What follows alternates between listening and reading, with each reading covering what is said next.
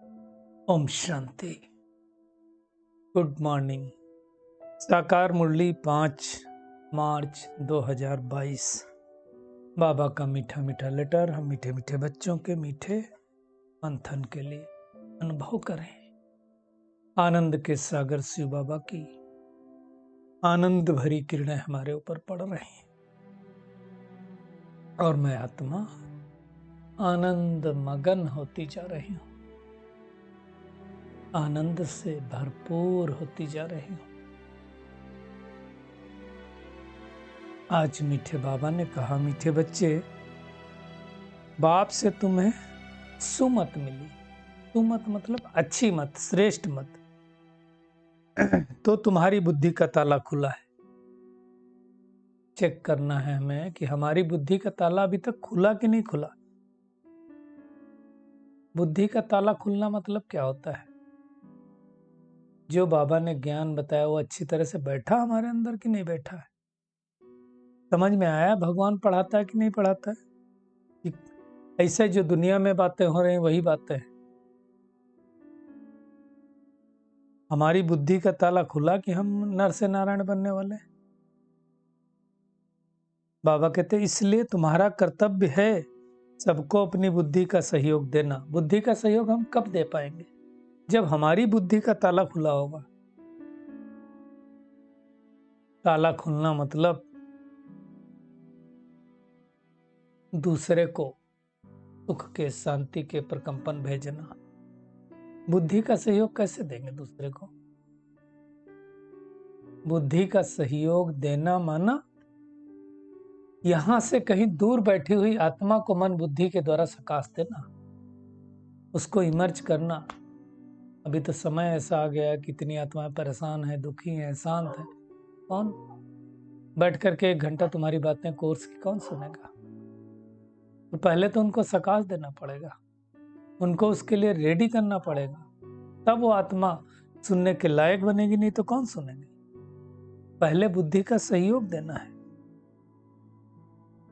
आज का प्रश्न है, संगम युग पर तुम बच्चों के अंदर कौन सी आस उत्पन्न होती है जो बाप ही पूरी करने वाले हैं?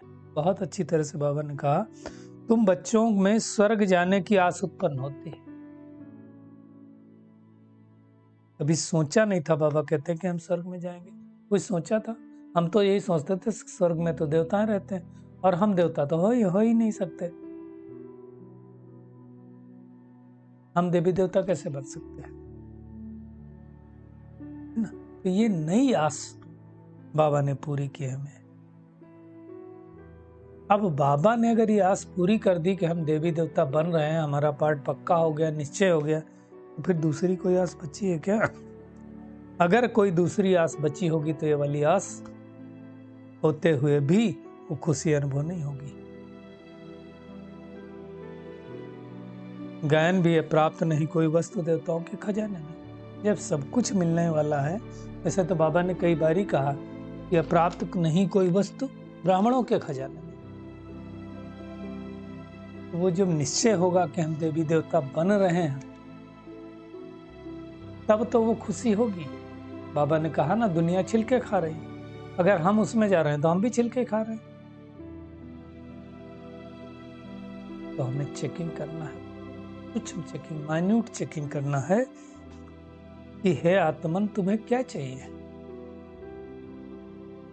तुम्हारी आस अभी भी पूरी हुई कि नहीं? स्वर्ग की बादशाही मिलने के बाद कौन सी आस बची? आखिर वो दिन आया आज।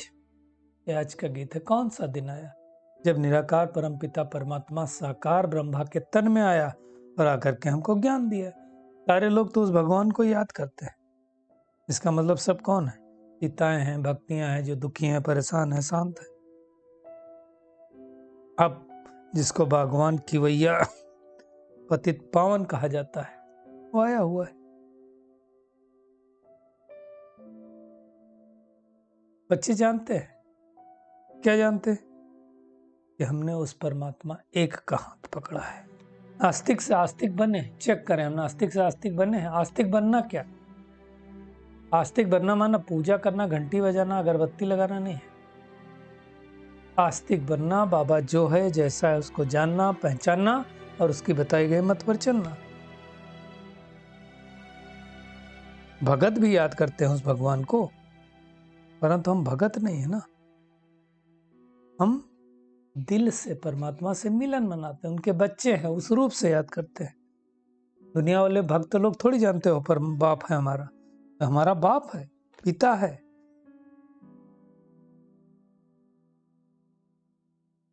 अगर किसी को अपने पिता का ही नहीं पता हो तो बच्चा कहलाएगा क्या? ये समझने की बात है। तो बाबा कहते हैं अभी मैं तुमको सहज से सहज बात बताता हूं। कौन सी सहज बात बाबा ने बताया? बस मुझ अपने बाप को याद करो। बाबा कहते 5000 वर्ष पहले भी तुम मिले थे, 5000 वर्ष के बाद फिर से मिलोगे। ये अपने लिए पुरानी बात हो गई। कल्प कल्प बाबा कहते तुम राज्य कमाते हो फिर पाते हो, 84 जन्म तुम ही लेते हो। ये हमारा बहुत जन्मों के अंत का जन्म है ना। हम ही क्षीर सागर में थे अर्थात सतयुग में थे, हम अभी विषय सागर में आए, अब फिर से क्षीर सागर में ले जाने के लिए बाबा आया है। ब्रह्मा बाबा भी तो बहुत गीता पढ़ते थे। आज थोड़ी थी कि उनको थोड़ी पता था कि हम नर से नारायण बनेंगे। ये तो अनायास बाबा ने प्रवेश किया, ज्ञान सुनाया, साक्षात्कार हुआ, उनको निश्चय हो गया, ज्ञान में चल पड़े। बाबा कहते हैं मैं तुम्हारी सारी आस पूर्ण करने आया, बस अब स्वर्ग में चलने की तैयारी करो, वही बुद्धि में आधारण करो, वही आस रखो। अब हमारा पिता स्वर्ग का रचयिता है तो हमको तो स्वर्ग की भाषा ही मिलने वाली।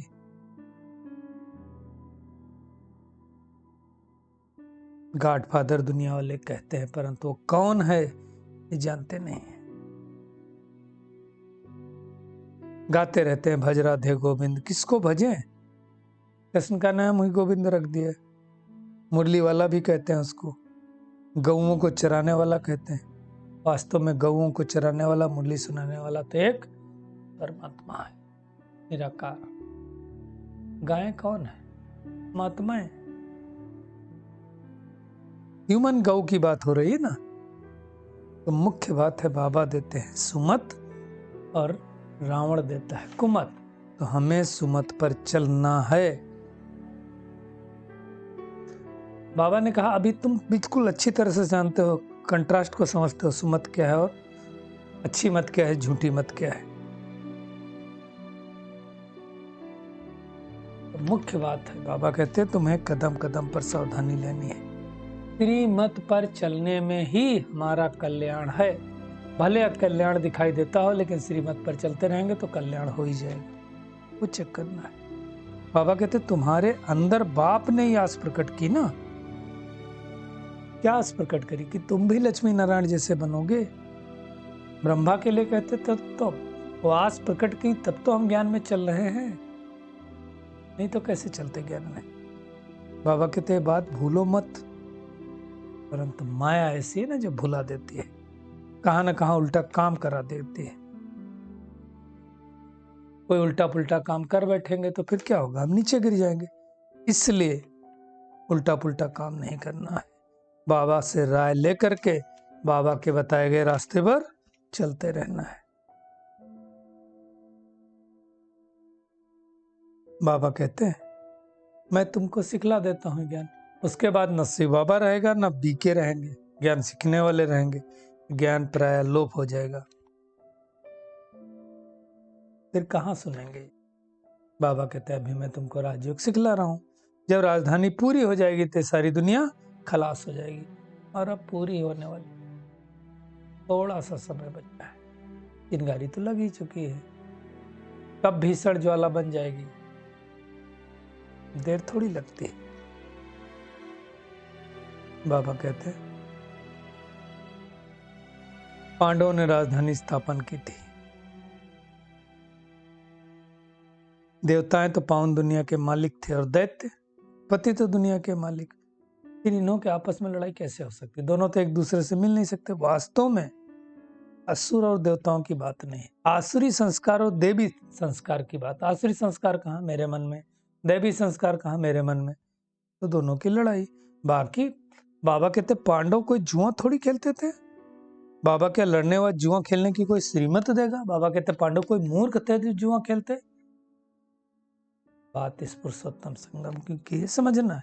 बाबा कहते हैं रुद्र ज्ञान यज्ञ है, इसमें ही सारी सामग्री हो।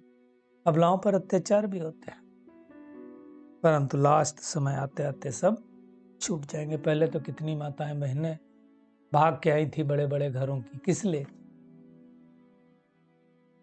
भट्टी बननी थी, निश्चय था, है ना, सोचते थे हम जाके बर्तन करेंगे, झाड़ू बांधेंगे, लेकिन वापस नहीं जाएंगे। तो बाबा कहते इसमें बहुत खरीदारी चाहिए, खबरदारी चाहिए। पहले नष्टो मोहा बनो तब तो, नहीं तो क्या होगा? बाल बच्चे याद आते रहेंगे, पति पत्नी याद आता रहेगा, सब हिसाब किताब चुकतू करके हमें वापस घर जाना है। बाबा कहते सिर पर बोझा तो बहुत है पापों का, इसलिए हमें याद में रहने की मेहनत करनी है। और जितना जितना याद करेंगे उतना उतना हम शक्तिशाली बनते जाएंगे, विकर्म नष्ट होते जाएंगे।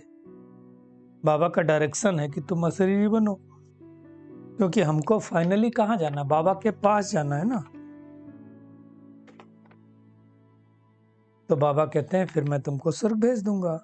भक्ति में तो कितने धक्के खाए, अब फिर धक्के खाने की जरूरत नहीं है। बाबा कहते कदम कदम पर बड़ी सावधानी से चलना है, श्रीमत पर मूझना नहीं, कभी भी कुल को कलंक नहीं करना है, ये हमको ध्यान रखना है। ये होमवर्क है आज का। बाबा के पास जाने के लिए पुराने सारे हिसाब किताब खत्म कर देने, अशरीरी बनने की बहुत मेहनत करनी है। बुद्धि का ताला खुल गया है तो अनेक आत्माओं की बुद्धि का ताला खोलना है। आज का बाबा का खूबसूरत वरदान है, बाप की समीपता के अनुभव द्वारा स्वप्न में भी विजयी बनने वाले समान साथी भाव। बाबा कहते भक्ति मार्ग में समीप रहने के लिए सत्संग का महत्व बताते हैं। कहते हैं जो सत्संग करे, जो चार साधु को खिलाए, वही अच्छा है। संग का मतलब समीप, और समीप कौन रह सकता है? जो समान हो।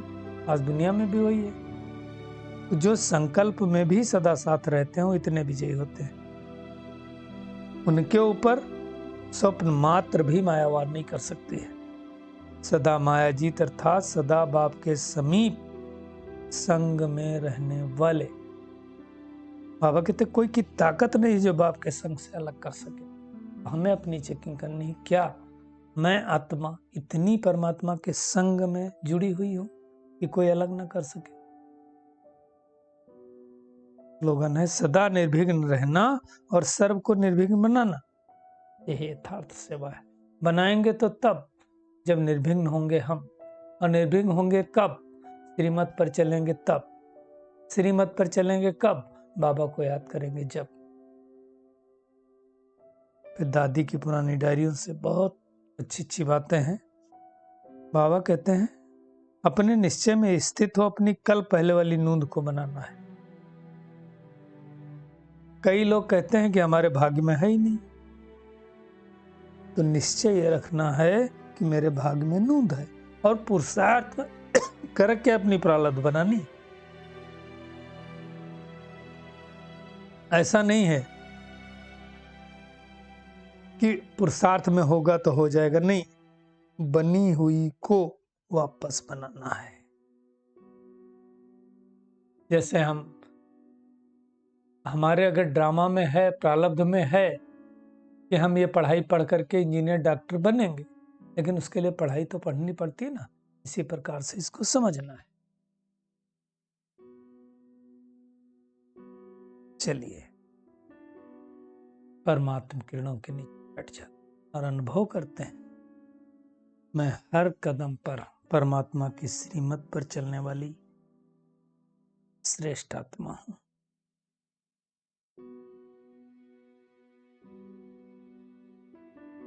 अंधों की लाठी बन करके अनेकों को रास्ता दिखाने वाली आत्मा हूं।